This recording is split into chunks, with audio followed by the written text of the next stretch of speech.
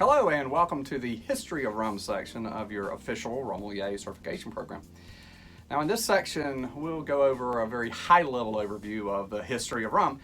We're going to focus a little bit more on the relationships of the Caribbean and the U.S. Along with a bit of rum's influence in the United Kingdom. Now the history of rum, it's truly fascinating. You've got pirates, of course, royalty, farmers, distillers, bootleggers, sailors, politicians, and just some regular folks. Now, they've all played a real role in the development of the rums that we get to enjoy today.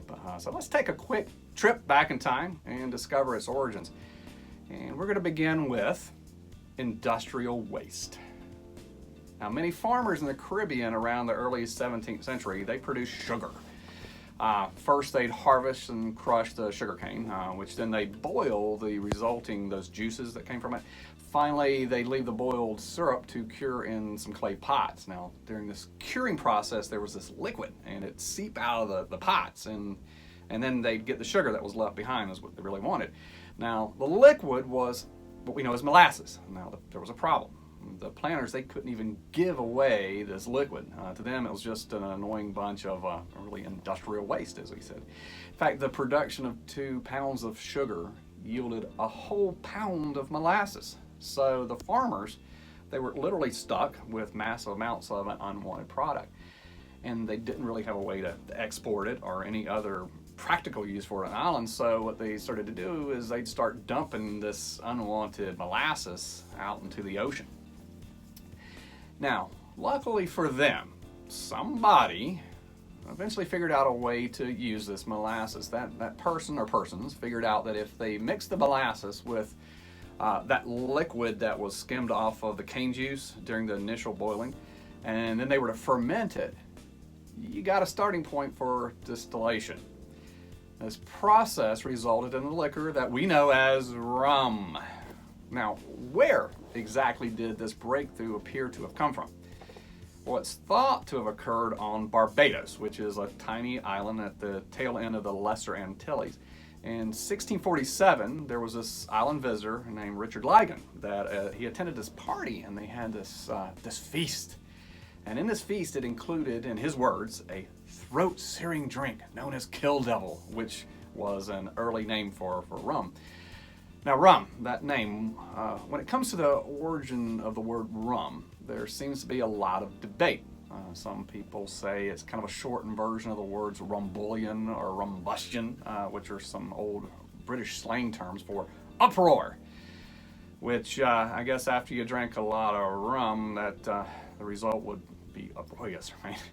Apparently, the original rum seems to have really not been very tasty, really good. Actually, some critics called it tough and disagreeable, or hot, hellish, and terrible. Nevertheless, it sold like crazy. Now, what about those pirates? Well, traditionally, they accounted for a lot of its consumption back in the day. In fact, in Port Royal, Jamaica, which was this really famous pirate hangout, which dubbed the wickedest city in the world, excavations there turned up hundreds of rum bottles. Now, by the early 18th century, nearly all the rum that was exported from the West Indies went straight up to North America. Between 1726 and 1730, Barbados and Antigua alone shipped out over 900,000 gallons. Now, that's a lot of alcohol back in the day. Why? Well, rum was extremely popular in the North American colonies. In 1699, there was a British observer who said rum was much adored by the American English as the comforter of their souls, the preserver of their bodies, the remover of their cares, and promoter of their mirth. They kind of liked it. By the 18th centuries, the American colonists were not only importing rum, they started to distill some on their own. As of 1770, there were over 150 rum distilleries in New England alone. And the colonists collectively, they imported 6.5 million gallons of West Indian molasses, which then they turned into 5 million gallons of rum. That's a lot of rum. There's an estimate from the time of the Revolutionary War puts American rum consumption at nearly 4 gallons per person per year.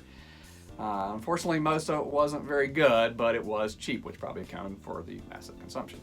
Now, as taxes on rum increased throughout the 19th and 20th centuries, and they didn't do it on whiskey and bourbons, its popularity, it began to wane a bit. More people started moving to bourbons and whiskey. It just became too expensive to drink.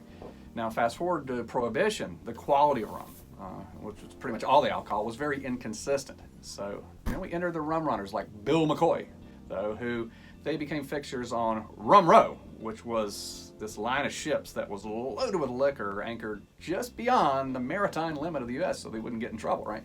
Then they'd bring it over. It was said that if your rum came from Bill McCoy, the quality was guaranteed to be good. It was the real McCoy. Now, what about the UK and rum? Rum seems to have always been popular in the United Kingdom, which probably comes from its relatively ease of import from the British colonies. The British sailors got their first official rations of rum in 1655, which was soon after its discovery. This was a very popular move because rum was really stronger and it kept better than the beers that they had. It was so popular, in fact, that it started to interfere with naval competency, which led to an admiral, Edward Vernon, to attack the pernicious custom of rum guzzling, which, in his words, led to many fatal effects on the sailors' morals and their health. Now, what was his solution to the rum? Well, surprisingly, he ended up cutting it, adding water, which equated to 5 generous shots a day, and this new watered-down drink was promptly named grog in reference to his nickname, Old Grogham, which came from apparently the weatherproof goggum that he routinely wore. Now, this daily tot, or the rum ration, actually continued with the British sailors on into the 1970s. Now, in the 21st century, rum production and consumption has enjoyed a bit of rebirth and has steadily grown in popularity. There's new craft distilleries that are appearing at really an amazing pace. The varieties, flavor profiles seem to be endless out there. We really seem to be in a golden era for rum, and I'd say that's a good thing. Now, I hope you've enjoyed this very, very high-level overview of the history of rum. As a rummelier, it should be really your quest to kind of find out a little bit more about the history of rum.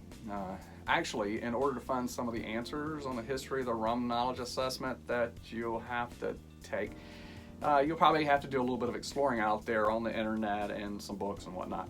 There are some great resources out there to check out. So pour yourself a glass of your favorite rum and enjoy the research. You'll have also some really great stories to share later.